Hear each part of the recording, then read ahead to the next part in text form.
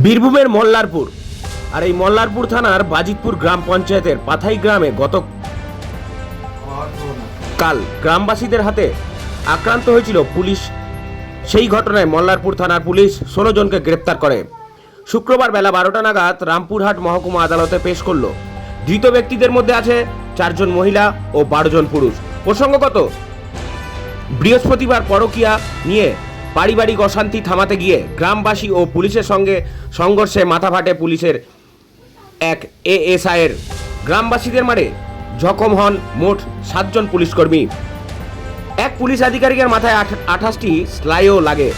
সেই ঘটনায় নিয়েই বৃহস্পতিবার রাতে ভোট চলে পুলিশের অভিযান।